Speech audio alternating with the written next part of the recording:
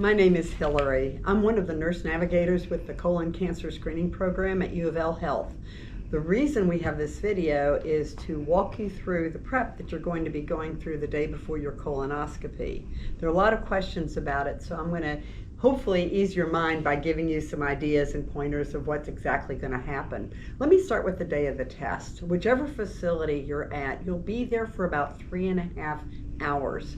The test only takes 20 to 30 minutes, but the reason you're there so long is because of paperwork and sleeping off the anesthesia. The anesthesia is great. It's just an IV in your arm. There's no tube down your throat, no mask over your face. But the reason we like it so much is that it's very short acting. We don't want you drugged all day long. We just need you out for 30 minutes. So 90% of the anesthesia will be out of your system 1 hour after we give it to you.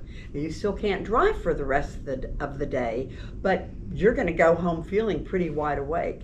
The doctor that does your procedure will make sure you know everything that he or she saw, what they think, where they think we need to go from here, which is hopefully out to eat, because as soon as you get out of there, there's no restrictions on food and you're going to be extremely hungry. They'll also send you home with a written report so you'll know exactly everything that happened that day. So the day of the test is not that bad. You do have to have someone with you that can drive you home. However, that person does not have to stay with you. They can drop you off at the entrance. You give the nurses that person's name and number, and they'll call that person about an hour before you're scheduled to be released, and they just pull up to wherever the designated spot is. They'll wheel you out, put you in the car, and send you on your way. So that might help a lot too with the convenience of getting a driver that doesn't have to stay with you. So the day of the test is really quite simple. The day before is not so much fun. However, it's not as bad as you think it is. First of all, you need to have 4 items. First is the Dulcolax pills. They are tiny. You can see, you can take all 4 of them at the same time. MiraLAX powder. Something to mix the MiraLAX powder with. You need exactly 64 ounces. We'll talk more about that in a minute. And then you need a pitcher that you can mix it all in. So with those 4 items, let's get started. Now, the Dulcolax and MiraLAX do not have to be brand name. You can get them at Walmart, Kroger, CVS, Target, Walgreens. They are all, as long as it's biscodal tablets and as long as the MiraLAX is an 8.3 ounce bottle, you're not going to have any problem. It also says in your instructions that we prefer that you mix it with something that has electrolytes in it, like Gatorade, Powerade, Propel, Liquid IV, but that's only if you like those kind of drinks. If you don't like them, you don't have to use them. You could use Crystal Light lemonade, you could use apple juice, you could use iced tea, sweet or unsweet. You can use any of the Kool-Aids as long as they're not red or purple. You can even use water. The reason we prefer you to use electrolytes is because that will help you from getting dehydrated. However, any of those other drinks are going to work just as fine. Whatever you choose to use, make sure you have at least 64 ounces, okay? And then make sure you have your pitcher that has the 64 ounce mark so that you know how far to fill it up. When you first get up the morning before your colonoscopy, you cannot have anything to eat, not one crumb, not even soup. The only thing you can have are clear liquids.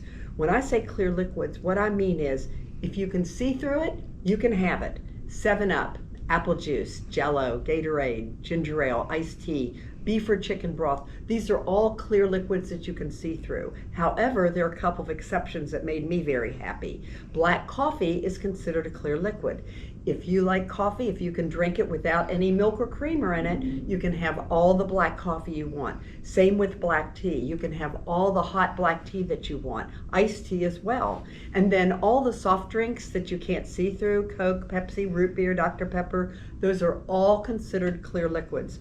You can have as many as you want as long as you don't have anything that is red or purple. The reason we don't want you to have anything red or purple is because those colored dyes get down in the colon, and to the provider doing your procedure, it actually does look like blood. he'll think you're bleeding, he'll go looking for the bleeder, and so it makes your procedure last longer. So it can be pink, orange, green, blue, yellow, brown, just not red or purple. So we've learned that Dulcolax and MiraLAX don't work really well unless you have a lot of fluid in your body. So when you get up that morning before, we want you to start off that morning by drinking as much fluid as you possibly can. See, Dulcolax and MiraLAX work rather like the plug in a bathtub. If you can picture a dry bathtub that has some dirt in it, well, when you pull the plug, that dirt doesn't go anywhere. But if you fill the bathtub full of water and then pull the plug, the dirt gets flushed out, right? Same principle applies here. If we can get your body filled with a lot of fluid, just pretend you're the bathtub for the day, and get you filled up with as much fluid, that will prime your body so that the Dulcolax and MiraLAX work well. So the moment you get up the morning before, but no later than 9 a.m., get yourself an 8-ounce measuring cup, and you want to drink at the minimum 1 8-ounce cup of a clear liquid every 45 minutes. If you can do that starting early in the morning all the way till 9 o'clock that night, that's going to put enough fluid in your body so that the MiraLAX and Dulcolax work well. At 1 p.m., after you've been drinking for a few hours, at 1 p.m. that day, you're going to take the 4 Dulcolax pills. They are tiny. Take all 4 of them at one time. Keep on drinking as much as you can. And then right before 4 o'clock, maybe 3:30, is when you're going to mix your MiraLAX. So you're going to get your 2-quart pitcher. You're going to get your whatever you're going to fill it with, whether it's Gatorade, Crystal Light lemonade, apple juice.